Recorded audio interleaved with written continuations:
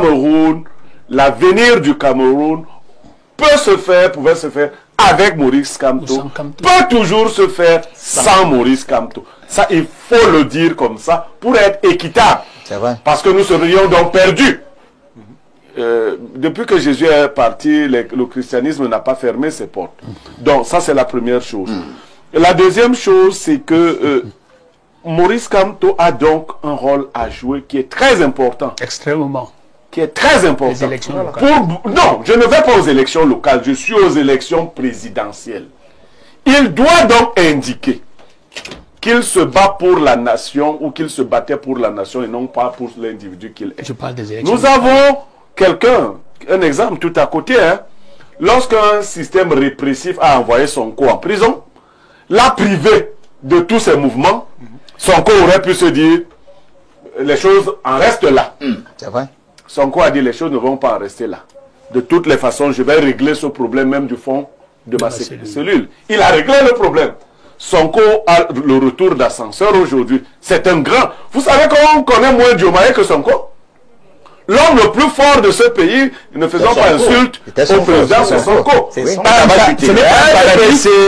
pas un paradis. Ils sont intelligents. Mais un parent qui est intelligent, il donne à manger à ses enfants, il donne de l'eau à ses enfants. Mais si les gens sont dans la précarité, ça veut dire que le parent est incapable. Vous parlez de quelle précarité? Mais vous êtes arrivé ici comment, M. Tchinkam? On a bougé la route. Pardon? Les routes sont fermées un peu partout. Et vous êtes arrivé ici comment? J'étais obligé de passer par les raccourcis. Arrêtez de balbutier. On ne balbutie. Je vous ai posé des raccourcis. Vous n'avez pas été capable. Il y a des raccourcis. Combien est-ce qu'une césarienne coûte au Cameroun? Mais elle coûte le prix d'une césarienne dans un hôpital. C'est combien? Vous savez combien officiellement ça coûte? Allez-y. Il y a de cela, vous êtes allé à il y a de cela. Matoussala, on n'avait pas les allés à non, référence. Arrêtez. Non. Vous ne connaissez pas, demandons qu'on vous explique. Vous m'expliquez mon pays? Combien coûte une Mais c'est vous qui devez être à l'école de la science que je vous ai passer la parole. Il ne connaît pas ça, monsieur fait la diversion. Il ne connaît pas combien coûte officiellement une césarienne. Monsieur Tchinkam, ça veut dire que ce monsieur est en train de faire du dilatoire. Monsieur Tchinkam, on vous a écouté. Il n'y a aucun hôpital au Cameroun où tu peux débourser moins de 300 000. S'il vous plaît, monsieur Tchinkam, permettez-moi de modérer encore ce débat. Rodrigue Adalbert Evina, comme toi donc était... Je peux placer un petit mot avant que Rodrigue ne parle? Non, vous allez revenir tout à l'heure. Un tout petit mot, Rodrigue. Oui, allons-y. Ce n'est pas un paradis, mais ce n'est pas encore l'enfer. Vous parlez du Cameroun. La diaspora camerounaise pourra-t-elle subir quelques coups avec cette affaire où on a recalé Maurice Kamto du côté du Conseil constitutionnel, ou alors d'autres Camerounais à diaspora continueront à vaquer calmement à leurs occupations, à mener leurs activités économiques, et que sais-je encore. Maurice Kamto recalé. En effet, je pense que c'est la manifestation d'une cause à effet, quelque chose de tout à fait prévisible. Et on a vu toute cette ingénierie de la préparation de cette mise à l'écart. Pour moi, je ne suis absolument pas surpris. Maintenant, sur les 8-12 dernières semaines, toutes proportions gardées, selon les statistiques à disposition, bien recoupées journalistiquement, il y a 12 000 Camerounais qui viennent de s'expatrier, d'immigrer. Je veux croire qu'au moins 90% de ces 12 000 sur les dernières semaines ne sortent pas de gaieté de cœur. C'est pas un paradis qu'ils sont en train de quitter. Du coup, ça veut dire qu'il y aura beaucoup de problèmes. Aller quitter un enfer? Ah, si vous jugez que c'est un paradis, tant mieux. Mais moi, je préfère juger les faits. Je regarde. Est-ce qu'il y a quelque chose qui m'indique que c'est un paradis? Qu'on vit dans un paradis, il y a une justice sociale. Pourquoi Alain n'est pas parti? On vit dans un paradis, on marche. Pourquoi Alain n'est pas parti? Non. Monsieur, d'abord, je vous ai pas interrompu, hein. Peut-être que je suis encore là. Je suis encore là pour X raisons. Mais l'enjeu sur le plateau, c'est pas de parler de moi, c'est de parler de la situation. Maintenant, est-ce qu'il y aura un impact? Sur les 12 000, je pense qu'il y a au moins 90% parmi eux qui sont des frustrés. Et c'est eux qui formeront la diaspora. Ils auront l'opportunité, étant sortis, de retrouver le trop-plein de ces, je sais pas moi combien, qu'il y a de l'autre côté dans les pays où vont aller. Vous savez déjà qu'on bat le record au niveau... Oh là là. Qui n'est pas extrémiste. Oh là là, putain. Je vais arriver à parler là, je vais arriver à parler là.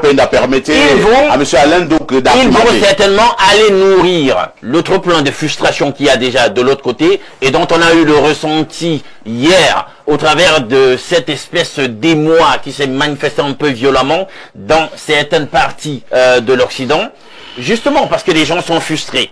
Les gens sont frustrés et je peux vous dire, ça c'est pas une erreur de dire qu'en majorité, ceux de la diaspora veulent un changement au niveau du pays. Ça c'est clair. Ils ne sont pas foncièrement MRCistes. Ils n'ont pas la même approche, peut-être, comment dire, réactionnaire du MRC. Mais ils veulent effectivement que les choses changent. Je veux profiter de l'occasion ici pour quand même saluer cette démarche qui est celle de l'apaisement de Maurice Kamto, en tout cas, il n'est plus président, de celui qui assure l'intérim, hein, qui assure l'intérim, le directeur de ce parti. Il s'appelle Mota. Voilà.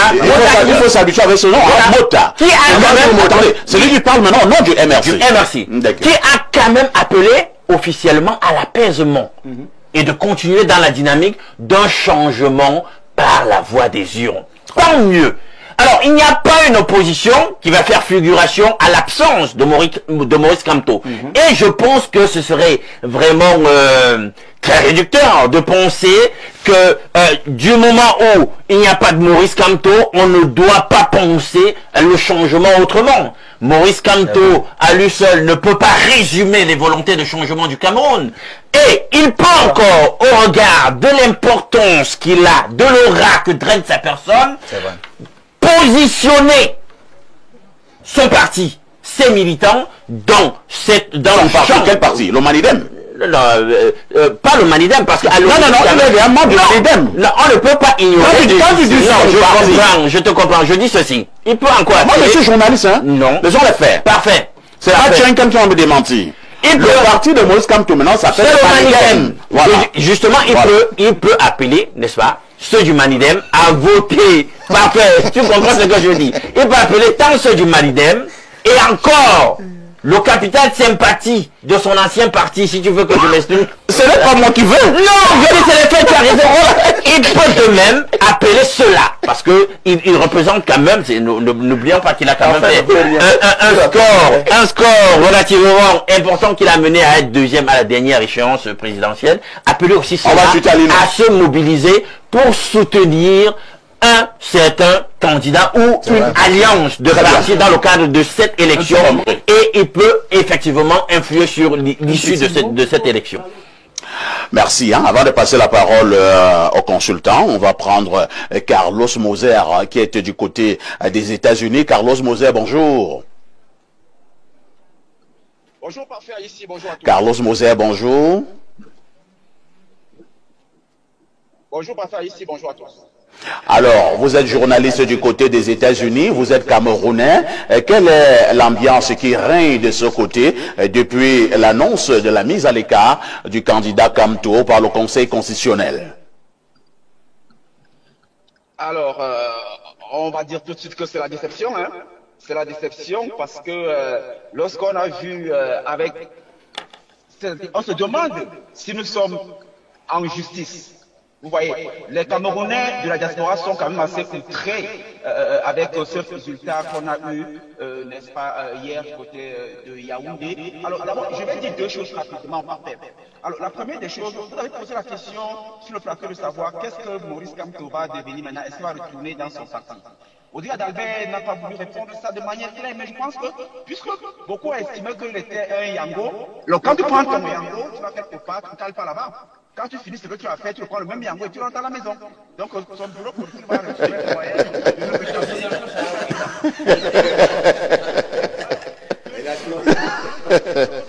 de Très amusant, Carlos. Oui, et quand Odile d'Albert, il a toujours dit pourquoi Odile d'Albert comme ça aujourd'hui. Alors il est quand même de plus en plus apprécié en diaspora, il va répondre aux questions. Alors, lorsqu'on lui a demandé, par exemple, il a essayé de ramener les gens en 2020, et même et même le panéliste qui a parlé juste avant lui. Non, il faut qu'à un moment donné, quand même, on arrête de rentrer toujours en 2020. La manière vraiment kafkaïenne avec laquelle le Conseil constitutionnel s'est comporté ne prouve pas que, même si Kamto allait aux élections en 2020, on ne devrait pas utiliser ça. C'est la manière la plus barbare et sauvage. C'est-à-dire que les gars, ils ne sont même pas cachés, ils ne se cachent même pas pour vous mettre à l'écart. C'est-à-dire qu'ils disent que le pays c'est pour eux. C'est-à-dire qu'ils se comportent comme si on est vraiment au quartier. Donc ils ne même pas. Rien ne nous prouve qu'ils ne peuvent pas nous sortir une chaîne de qui quelque part ou un Jamel quelque part et annuler ça. C'est-à-dire que ça ne peut avoir lieu.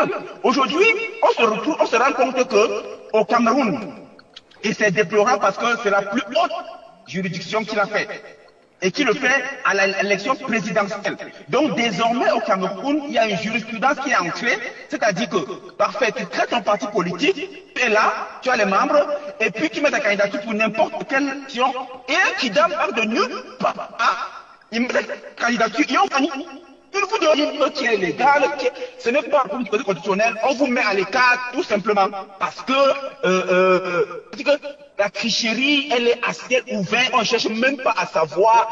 Et puis les gens apprécient ça. Vous savez, les gens sont libres aujourd'hui au Cameroun de mettre leur intelligence à la mauvaise cause, au mauvais service, dans la boue carrément. Et il va falloir qu'à un moment donné, les gens comprennent qu'on est quand même une république. Le monde nous regarde comment? Le monde nous regarde comment? Les gens ont dit non, le président Paul, on n'a pas le droit avec sa candidature, mais qu'on laisse tout le monde concourir tout simplement. Très bien. C'est une manière barbare de le chasser. Maintenant, en diaspora... Vous allez chuter, Carlos. Voilà, tout à fait. Les Camerounais se demandent aujourd'hui, on se dit, regardez, on ne voit... C'est-à-dire que les Camerounais de la diaspora étaient plus penchés côté opposition, pas forcément Kamto. Parce qu'on disait quand même, presque tous les candidats, y compris le jeune Iram, ont quand même parlé de la diaspora. On dit que la société va arriver et tout. Mais le RDPC nous a rien dit. Ça veut dire qu'on a aujourd'hui des Camerounais qui partent du Cameroun. Ils passent par le Nigeria, le Niger, l'Algérie, la Tunisie, le Maroc, pour se retrouver immense au désert, dans la mer. D'autres réussissent à arriver avec les demi-pieds et tout. On se demande, est-ce qu'on va encore vivre ça pour 7 ans? C'est simplement incroyable, parfait. Merci Carlos Moser pour cette intervention. Merci. On passe la parole à Pierre Blériot-Niamek. Pierre Blériot, grosse déception du côté de la diaspora, hein, ou alors une déception pour une partie de la diaspora. Oui, mais il faut être correct. Hein. Toute la diaspora ne parle pas d'une seule voix. Il ne faut pas le dire. Il y a plusieurs sons de cloche là-bas. Il y a des gens là-bas dans la diaspora qui veulent aussi du RDPC. Hein. Oui, il y a des gens, il faut le dire comme ça. Donc, et puis il y a aussi des gens de la diaspora qui ne voulaient pas de Kamto. Vous êtes un vrai philosophe. Bon. Il y a une grosse part de la diaspora qui voulait de Kamto. Il a une grande sympathie de ce côté. Il a de la sympathie ici. Mais en termes de proportion, les diasporiens sont plus favorables à Kamto. D'autres ne le sont pas. Ça veut dire que pour ceux-là, c'est de la déception. Mais ce qu'il faut aussi dire, c'est qu'il faut éviter de donner l'impression que le changement, c'est seulement Kamto. Sinon, il n'y aura pas de changement. Moi, je pense que Kamto lui-même ne pense pas ainsi. Parce que, vous savez, moi, j'étudie les hommes politiques et j'ai très bien étudié M. Kamto. Quand M. Kamto s'adressait au Conseil constitutionnel en 2018, il disait au Conseil constitutionnel de ne pas donner l'impression que sans Biya, il n'y aurait plus de Cameroun. Parce que quand ça pourrait arriver, comme la nature l'impose, que Biya vienne à se retirer, que deviendrait donc le pays? Donc on peut prendre les mêmes propos. Le Cameroun, l'avenir du Cameroun pouvait se faire avec Maurice Kamto, peut toujours se faire sans Maurice Kamto. Ça, il faut le dire comme ça pour être équitable. C'est vrai. Parce que nous serions donc perdus. Depuis que Jésus est parti, le christianisme n'a pas fermé ses portes. Donc ça, c'est la première chose. La deuxième chose, c'est que Maurice Kamto a donc un rôle à jouer qui est très important. Extrêmement. Qui est très important. Les élections locales. Non, je ne vais pas aux élections locales, je suis aux élections présidentielles. Il doit donc indiquer qu'il se bat pour la nation ou qu'il se battait pour la nation et non pas pour l'individu qu'il est. Je parle des élections. Nous avons quelqu'un, un exemple tout à côté, hein, lorsqu'un système répressif a envoyé Sonko en prison, l'a privé de tous ses mouvements, Sonko aurait pu se dire, les choses en restent là. C'est vrai. Sonko a dit, les choses ne vont pas en rester là. De toutes les façons, je vais régler ce problème même du fond de ma cellule. Il a réglé le problème. Sonko a le retour d'ascenseur aujourd'hui. C'est un grand... Vous savez comment on connaît moins Diomaye que Sonko? L'homme le plus fort de ce pays, ne faisons pas insulte au président, c'est Sonko. Donc, je crois que de belles alliances, moi je rêve de belles alliances qui nous attendent. Parce que, si vous ne faites pas ça, l'effort qui a été fait jusque-là, mais dans ces belles alliances, il faudra bien se garder de livret. Parce qu'il y a aussi livret. Il faudra se garder de livret. Il y a des gens qu'on a fait sortir là pour venir piéger l'opposition. Il faudra réfléchir. Vous avez quelques noms? Des gens qu'on a... Dans ce moment, il faut éviter les noms. Et puis, je vais vous dire quand même, on a reçu un communiqué du CNC. Oui. Après le 20 septembre, nous ne ferons plus des émissions à caractère politique. Oui. Donc, profitons pour vite dire les derniers. Profitons pour vite dire les dernières choses. Parce qu'après le 20 septembre, bon, voilà. Merci Pierre Blériot. Repartons au niveau de notre messagerie. Le plus 1 443, ce sont les États-Unis. Voilà ce que le téléspectateur dit. Hello, parfait, de grâce. C'est une minorité de la diaspora. Je suis de la diaspora du côté des États-Unis et ces gens ne me représentent pas. Je suis sardinard et fier de l'être. C'est Marius depuis l'Estate. Un autre message ce matin. Bonjour parfait et à tous les panélistes. Vraiment que la diaspora ne mette pas les organes. La paix est bien. Là, c'est la loi. Les autres opposants ont respecté la loi et ils sont toujours dans la course. Lui, il a fait son choix et il est victime de ses choix. Un autre message ce matin. Bonjour parfait et à tous les... Non, on a lu ce message. Bonjour espace miné. Hier sur ce même plateau, M. Blériot nous a dit, je vous annonce une nouvelle, Kamto sera candidat. Oui. Oui, mais j'ai annoncé la nouvelle. Jésus a dit, je reviens. Est-ce qu'il a menti? Merci Blériot. Alors 225, c'est la Côte d'Ivoire. Bonjour le panel, parfait, Blériot, Alain et Rodrigue. Si Kamto était investi par le Parti de Dieu ici, c'est la personne de ce monsieur qui est visé, à défaut d'éliminer autrement. Dommage, c'est Amara d'Abidjan qui envoie ce message. J'avoue que je n'ai pas bien compris. Allons au 243, il s'agit du Congo-Kinshasa.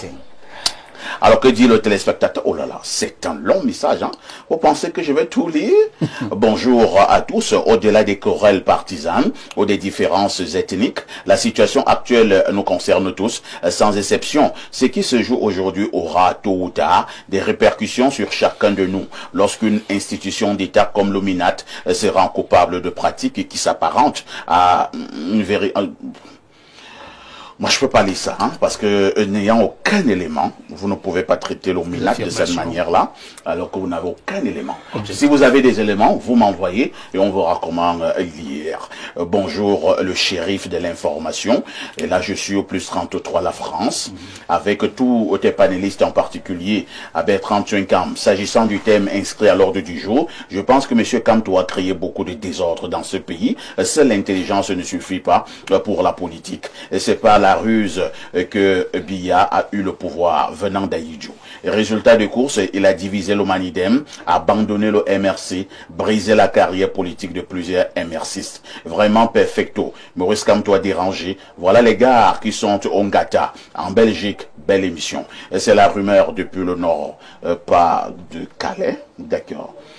Pas de Calais en France. Autre message. Allons au plus 352. Il s'agit du Luxembourg. Bonjour, monsieur parfait. Ici, j'ai juste une question. Que va devenir les 6 milliards cotisés pour la campagne électorale? Va-t-il rembourser tout le monde ou bien c'est la tontine qui l'a bouffé? Et c'est Philippe Boumiem depuis le Luxembourg. Je vous amène au plus 49. Il a donné sa part là-dedans. Et c'est la question qu'on pose au MR. Non, mais c'est ce que j'avais dit aux gens. Hein. Même sur les réseaux sociaux, j'avais dit comment vous continuez sans être calé sur la question de l'acceptation de la candidature de Qatar. Allons au plus 49. Il s'agit de l'Allemagne. Bonjour, parfait. Ici, nous avons assisté à un déferlement de violence du côté de l'ambassade de Belgique. Je suis certes profondément déçu par l'ordonnance rendue par le Conseil des sages, mais je ne trouve aucune logique dans la destruction des institutions diplomatiques.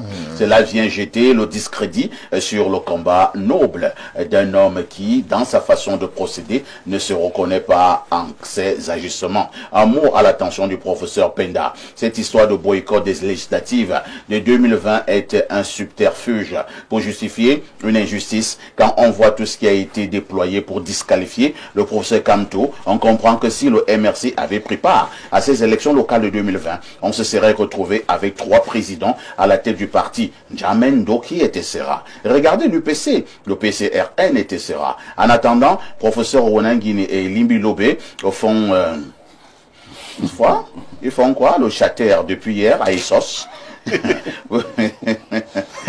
Merci beaucoup. Hein. Alors au plus 32, c'est un message de la Belgique. Bonjour à tout le plateau. Tout d'abord, la diaspora n'est pas un bloc homogène, tout comme le peuple ne l'est pas. Nul ne peut parler au nom de la diaspora. Ensuite, ce n'est pas Biya ou Kamto. Cette polarisation est construite et il y a dans la diaspora des partisans pour tous les candidats. Néanmoins, de manière générale, beaucoup de Camerounais ici comme au pays sont pour le changement et cela souhaite que l'opposition se choisisse un candidat. Mais plus que tout, les gens veulent un Cameroun en paix, que leurs familles vivent dans la paix et qu'elles puissent investir. Merci à vous. C'est Sarah du côté de la Belgique qui envoie ce message. Alors, Bertrand, tu es incarné, il ne nous reste plus beaucoup de minutes à passer ensemble. Hein. Quel est le regard que vous posez sur cette diaspora quant à cette élection à venir? Vous l'avez dit tout à l'heure, la diaspora est frustrée. Moi j'ai écouté ici, on m'a dit que le RDPC, on a des personnes intelligentes. Oui, vous êtes intelligent, mais on n'a pas d'eau, pas d'électricité, la vie est chère. On n'arrive pas à se soigner, il y a la guerre au nozo. Les gens se suicident. Il faut le savoir. Les gens sont exilés. Ils sont de l'autre côté parce qu'ils sont frustrés. Vous répondez à quelle question? Je suis en train de répondre à votre question pour ne pas me renverser. Ah, il y a eu jalousie et un acharnement contre un individu. Vous imaginez qu'avant même qu'on ne sorte même les candidats provisoires, on n'avait jamais l'armée dehors, la police dehors. Mais le Camerounais, c'est un homme de paix. C'est un homme qui n'aime pas de bruit. Vous avez remarqué, le Camerounais n'aime même pas de bruit. Ils savent bien que la paix est la seule chose qui nous reste. Personne ne doit encore faire la guerre aujourd'hui. Vraiment, ça va nous coûter tellement cher. Même après encore le Conseil constitutionnel, on a encore vu des gens dire, vous avez peur de quoi? Le Cameroun est un homme de paix. C'était pas quelqu'un qui aime sortir. Vous êtes en train de vous acharner sur quelqu'un comme si peut-être c'est lui, c'est à cause de lui que le pays est en lambeaux. Non. Il n'a rien fait du tout. C'est ce que je suis en train de vous dire. On dit que le site du Minat a été piraté. On a tellement vécu des verres et des pommes dans ce pays. Le cinéma en a un point fini. Et je voudrais dire à ceux qui nous regardent, j'aime la paix. Je ne voudrais pas que notre pays soit une poudrière. Mais qu'au moins, à un certain moment, qu'on permette... Parce que M. Bleury a dit un truc important tout à l'heure. Le professeur Maurice Kamto, aujourd'hui on peut prendre Cabral. Moi j'ai fait 8 années avec Cabral. À Radio Campus, c'est un bon garçon. Il est mon égal. Et à Radio Campus, il était le chef de chaîne adjoint. Sa gestion était éloquente et le jeu se grandiloquent, innovante. Alors, si on laisse aussi la destinée de ce pays à Cabral, ça pourrait marcher. Voilà aussi quelqu'un sur qui on peut dire oui. On va déjà changer de maillot là. On pensait que Maurice Kamto peut soutenir Cabral. J'ai pris un exemple. J'ai dit que comme le professeur Maurice Kamto n'est plus là, il peut par exemple... Il peut demander qu'on soutienne Cabral. Oui, et j'ai parlé de Cabral parce que je connais Cabral. Si me voyez va dire Bertrand, parce qu'on a travaillé à l'Estique. À Radio Campus, on a fait 10 années. Alors, si ça Cabral devrait se recruter pour la Cabral, c'est un homme qui est crédible. Et c'est quelqu'un qui peut aussi conduire la destinée de ce pays. Je le connais personnellement, c'est un garçon qui ne dérange pas. Parlant de la diaspora, je peux vous dire que la diaspora camerounaise, quel que soit ce que nous allons faire, nous vivons grâce à la diaspora. La diaspora intervient à 2% de notre PIB. Si la diaspora camerounaise était aussi bien que par exemple celle du Niger, du Mali, et du Burkina Faso qui intervient à 25%. C'est parce que le régime du renouveau ne donne pas des opportunités à la diaspora. C'est compris, Bertrand Tchoinkam. Penda, je lis d'abord ces messages, hein, et vous allez intervenir. Bonjour, parfait. Bonjour à ton panel. Je ne partage pas l'avis de Blériot sur le fait qu'ils disent que la majorité de la diaspora est favorable à M. Kamto. Non, l'on peut dire que la majorité de la diaspora est favorable à l'opposition, mais pas à Kamto. C'est la petite nuance que je voulais apporter. C'est Sien Moses. Vous êtes d'accord avec ces téléspectateurs? Je partage entièrement son point de vue. Comment cela pouvait-il en être autrement? Non, il faut relativiser, il ne faut pas absolument faire des fixations. Nous sommes à un moment extrêmement charnière de la vie de ce pays. Et la première personnalité de ce pays l'a rappelé en 2018. Que ce que nous allons vivre là en 2025... Le prochain septennat. Voilà. Il sera décisif. Très décisif. Il a insisté, il a même dit, et regardez bien sa mimique, la gestuelle lorsqu'il parlait lorsqu'il a prononcé cette phrase, et il savait.